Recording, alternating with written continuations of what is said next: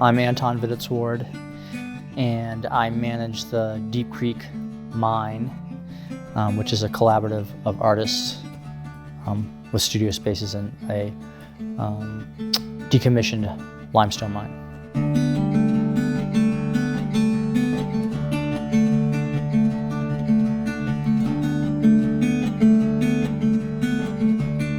I moved to Telluride in 1992 after I graduated from college. I'd spent a year in Montana snowboarding and helping a buddy build his parents' vacation home.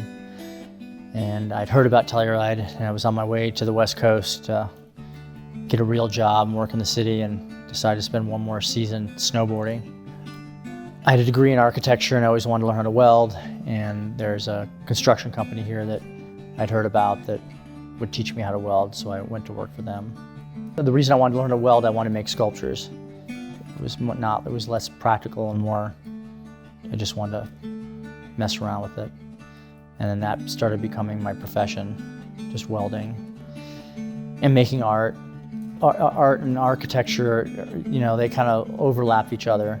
And so I was always making things that are a little less practical. I mean, with sculpture, there's a lot less rules. Architecture, there's lots of rules and regulations. And I started making sculptures. They were just these, mainly they were candle holders, these candelabras. So there was always this element of fire. And then I heard about the mine from another friend who had a studio on the same property.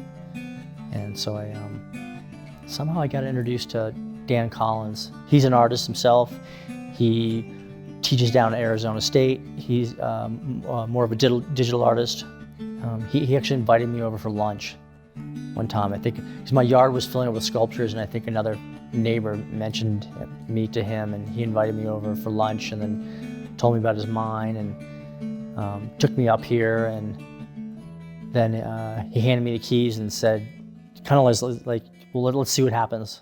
You know, when he first took me up here, we opened the doors and only walked in the first like 50 feet. We didn't go very far. So I didn't even know how expansive it was. So me and one of my friends, Duncan McKenzie, started coming up here and started assessing what we could do. And first thing was pumping water out. There was a lot of water in here. There was like where our studios are now is almost like a 2-foot deep little pond. And I went and got a sub pump at the hardware store, and it took me, I think, 4 months of, 4 hours here, 3 hours there to slowly pump all the water out. There's a certain level of dirtiness and dustiness that after a while gets to be a little annoying.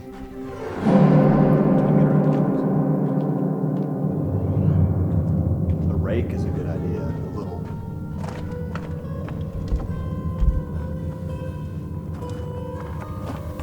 People are throwing away pianos and organs left and right, so I have a stack of them in back.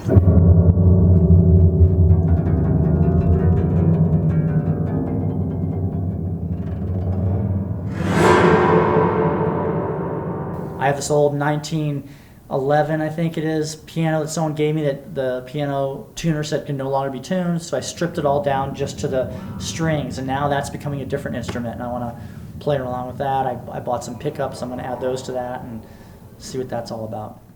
2007 is when I first took my first large, I would call larger scale pyrotechnic. I do these fire wheels, and that was the first one I put together and drove out to Burning Man and assembled and ran out there. A fire wheel is the first one was basically a 13-foot tall wheel that is essentially a cage that I put wood in and set on fire, and then is attached to a chain that runs to a drive shaft and then to a hand crank. So a person spins the wheel around once we light the thing on fire. And then the firewood tumbles around like in a dryer. If you ever look at a dryer, a dryer, how laundry gets tossed around, it's kind of how that works. I guess I've always been, I find it mesmerizing or hypnotic. And it's always been that way as a kid. I remember just as a kid poking a fire with a stick. There's some sort of primal draw to fire.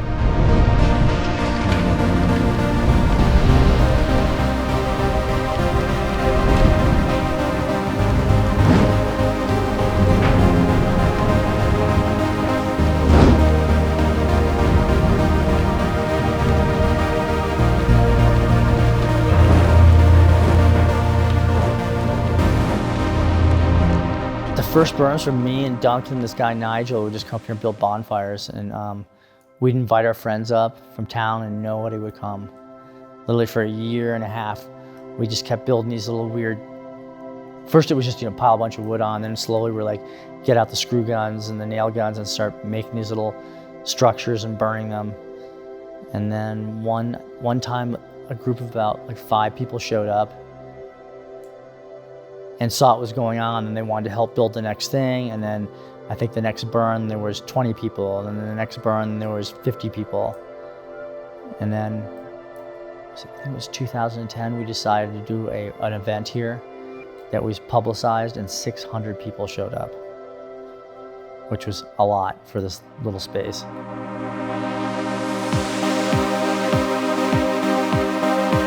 I think by coming up here and participating, they get what they need, or with community, or learning about art, or learning how to build things, and whatever that is.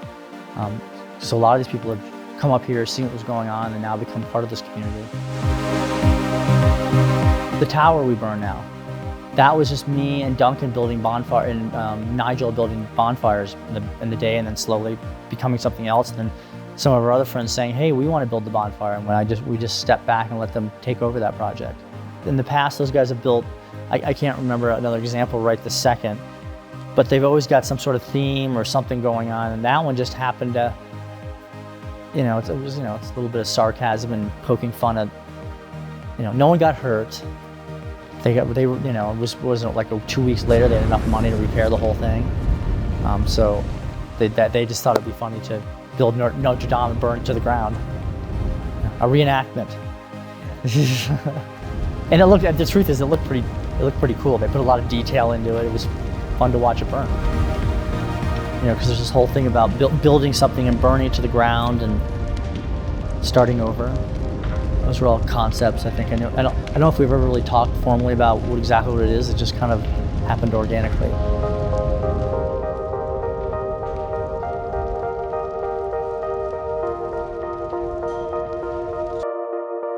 It's a pretty cool workspace. The dust gets old, but maybe just by putting like right now I have wood on the dirt for my floors, which was a lot better than just being on the dirt. At some point with some concrete that might make things a little nicer too. It takes a lot, and it gets frustrating, like sometimes the amount of extra work you got to get done to create the time and the space to do some artwork. It's definitely not easy. It's not an easy path. I don't have a lot of financial security. It's taken me a long time to get used to being on the edge of like, yep, you're almost out of money again, you're almost out of money again. A year and a half ago, I did a private event. It was like a corporate event. And although that's a little different crowd than I kind of hang out with, those people were all nice enough, and the truth is they have money and they helped fund some things I wanted to do and generate income, and I'm hoping to do some more of those things because that could help move this whole thing forward, like making some of the improvements we want to do, buying equipment. We've had a few classes taught up here. I'd like to have a little more structure to that and have that happening more often. Yeah, I like to have a mixture of different artists, just by having a musician down the hallway and listening to him play. Like, I've been making weird, like I took a piano and tore it apart and basically making another instrument out of it. I think it's good to have these different disciplines overlapping and around each other. They influence one another.